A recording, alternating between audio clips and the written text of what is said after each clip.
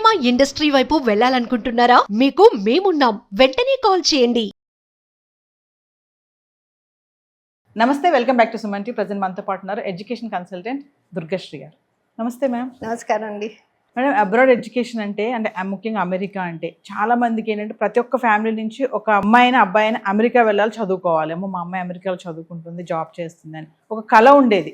కానీ ఇప్పుడు కొన్ని ట్రంప్ తీసుకునే డెసిషన్సే కానీ, వార్ ఎఫెక్టే కానీ మన స్టూడెంట్స్ పైన చాలా ఇంపాక్ట్ చూపిస్తుంది. అలాగే పేరెంట్స్ కూడా ఇప్పుడు పంపించడానికి భయపడుతున్నారు.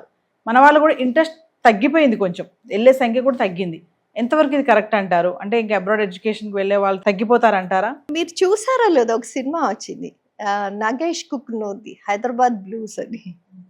అది the story of every house hold in Hyderabad లాగా ఉండేది. ఎందుకంటే ప్రతి ఇంటి నుంచి ఎవరో ఒకళ్ళు ఒక మిడిల్ ఈస్ట్లో ఉంటారు, ఎవరో ఒకళ్ళు యుఎస్లో ఉంటారు. ఓకే, ఇది ఒకప్పటి స్టోరీ. ఇప్పుడు మనం స్టోరీ వింటున్నది ఏంటంటే, okay the teaching going out of India అనేది. ఇందుకు ముందర ఇప్పుడు మోర్ లెస్ మైండ్ సెట్ ఎట్లా ఉంటుందంటే, మీ కూతురు వెళ్ళిందంటే నా కొడుకు కూడా వెళ్ళాలి, అదే ఒక ప్రెస్టీజ్ ఇష్యూ లాగా ఉండేది. అంటే if you can afford, I can also afford అన్న ఇది కూడా ఉండేది, ఆ ఘమండ్ అనమాట. సో నా పిల్లలు కూడా వెళ్ళాలి. ఆ పేరెంట్స్ రియలైజ్ అవుతారో లేదో నాకు తెలియదు, కానీ పిల్లలు కూడా నేను వెళ్తానండి. ఇంట్లో ఒక పని చేసుకోవటం వచ్చేది కాదు, అక్కడికి వెళ్ళి ఏం చేసేస్తారు. Okay, so there are certain mindsets. ఈ మైండ్ సెట్ ఏంటి? ఒక ప్యూర్ ప్రెషరు, ఒక competition, I can afford, I can send, ఇవన్నీ బుర్రలో పెట్టేసుకుని పిల్లల్ని అక్కడ పంపించేస్తారు. పిల్లల్ని అక్కడ పంపించిన తర్వాత ఫస్ట్ థింగ్ ఏంటి? Homesick. అక్కడున్న కల్చర్కి అడాప్ట్ అవ్వాలి. నా పనులన్నీ నేనే చేసుకోవాలి.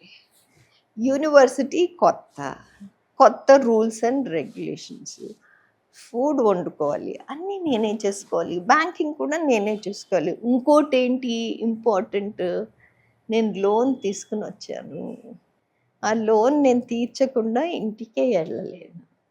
So whether it is good or bad, నేను అక్కడే ఉండాలి. మెంటల్ టార్చర్ కదా. ఇవి ఫస్ట్ లెవెల్. సెకండ్ లెవెల్ ఏంటి? నాకు వీసా ఉంది, నా వీసా అయిపోతుంది. నా వీసా అయిపోతే ఏంటి నెక్స్ట్? నేను ఇండియాకి వెళ్ళిపోవాలా? ఇండియాకి వెళ్ళిపోతే ఏం చేస్తాను? ఇదే కాకుండా నా దగ్గర డబ్బులు లేవు, నాకు చిన్న జాబ్స్ దొరకటం లేదు. ఆ చిన్న జాబ్స్ చూసుకుంటే నేను కాలేజ్కి వెళ్ళలేకపోతున్నాను. ఓకే, ఇవన్నీ ఒక మాయ మిథ్య క్రియేట్ చేస్తాయి కదా. సో ఫస్ట్ థింగ్ మనము పేరెంటల్ మైండ్ సెట్, పిల్లల emotional baggage that they grow. And third thing మనం ఇప్పుడు అనుకున్నది ఏంటి? ఆ ట్రామా అనేది ఏంటి క్రియేట్ చేస్తుంది. ఇప్పుడు కొత్త సిచ్యువేషన్ ఏంటి? Trump decisions and then the war situation కదా. ఇవి ఇప్పుడు వచ్చినాయి. కాకపోతే గత 3 సంవత్సరాల డేటా మనం చూస్తే, అంటే పార్లమెంట్లో కూడాను ప్రజెంట్ చేశారు, దెర్ ఇస్ అ డిక్లైన్. 8.9 లక్షల మంది పిల్లలు, so just for the numbers చెప్తున్నాను, లక్షల మంది పిల్లలు వెళ్ళేవారు. 3 సంవత్సరాల్లో అది 6.5 లక్షలకు వచ్చింది. అంటే మెల్లింగా డ్రాప్ అయిపోతూ వస్తుంది. ఎందుకు? ఇంతకు ముందు పిల్లలు ఎందుకు వెళ్ళేవాళ్ళు? అక్కడ ఇన్ఫ్రాస్ట్రక్చర్ బాగుంటుంది, టీచింగ్ బాగుంటుంది, అండ్ జాబ్ ప్రాస్పెక్ట్స్ బాగుంటాయి. ఇవన్నీ చూసుకుని కదా అక్కడికి వెళ్ళే. లైఫ్ చాలా బాగుంటుంది, నీట్గా ఉంటుంది. ఇవన్నీ అంటే మల్టీ కల్చరల్, నెట్వర్కింగ్, ఇవన్నీ ఉంటాయి. లైఫ్ లాంగ్ ఫ్రెండ్షిప్ కూడా నేను చేసుకోవచ్చు. అది ఇండియాలో మిస్సింగ్ ఉండేది మనకి. ఇప్పుడు గవర్నమెంట్ ఏం చేస్తుంది? They are inviting foreign universities are ready to now come in to India to start their branch. Right, అదొకటి. బడ్జెట్ ఇంక్రీజ్ చేసి, కొత్త నేషనల్ ఎడ్యుకేషన్ పాలసీ 2020లో ఏం చేశారు? బడ్జెట్ ఇంక్రీజ్ చేయమన్నారు. అంటే ఏంటి? ఇన్ఫ్రాస్ట్రక్చర్ బెటర్ చేయటానికి, and also teaching quality improve చేయడానికి, అండ్ ఇండస్ట్రియల్ లింక్స్ తీసుకురమ్మని. అంటే ఏంటి? జాబ్ ప్రాస్పెక్ట్స్ కూడా ఇంక్రీజ్ అవుతుంది. సో ఇవన్నీ మన ఇండియాలోనే అవుతున్నప్పుడు నేను ఎక్స్ట్రా డబ్బులు పెట్టుకునేందుకు బయటికి వెళ్ళాలి. మళ్ళీ అక్కడ సమస్యలు, సెక్యూరిటీ లేదు లైఫ్. ఎగ్జాక్ట్లీ. సో దాని బదులు నేను ఇండియాలోనే ఉండి తల్లిదండ్రుల దగ్గరే ఉండి కింగ్ లాగా నేను బతకొచ్చు, right? I can create something on my own. So అందుకని ప్రాబబ్లీ పర్సెంటేజ్ తగ్గుతూ పోతుంది, which in fact is very good.